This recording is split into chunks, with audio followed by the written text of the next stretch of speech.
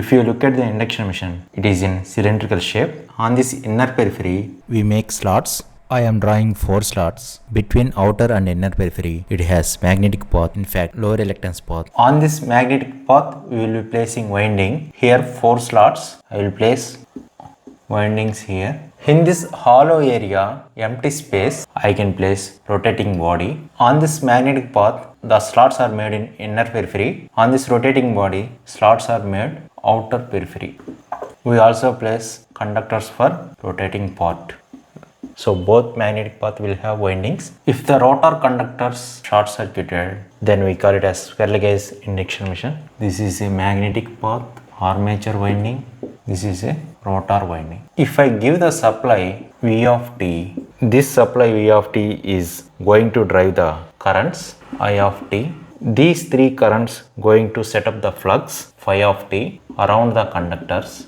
These flux lines has to establish stator to rotor. So that means the field is crossing this air gap. Generally it is in very small. By understanding purpose, I have shown huge gap between them. This flux crossing this air gap linking with the rotor conductors. That change in flux linking with the rotor conductors, again EMF induced in the rotor 2 due to electromagnetic induction. That EMF drives the current and set up one more flux which opposes and interacts with the stator flux, creates torque, mechanical energy. The principle is same as like transformer, but the secondary part here is rotating one. So when you give varying supply, varying voltage to the stator, that voltage drives the current. That current flows through inside the armature conductors, establish time varying flux which links with the rotor conductors through the air gap. The EMF induced in the rotor due to electromagnetic induction, and set up one more flux. That flux opposes and interacts with the stator flux, creates twisting or rotating force on rotor. It converts electrical energy to the mechanical energy. If you would like to operate as a motor,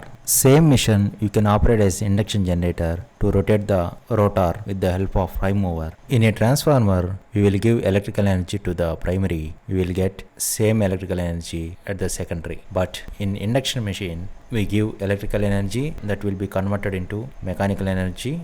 If you give mechanical energy with the help of prime mover, then we will get electrical energy. So this is a energy conversion machine. But the working principle of both transformer and induction machine is same. Only difference is energy conversion happened in induction machine.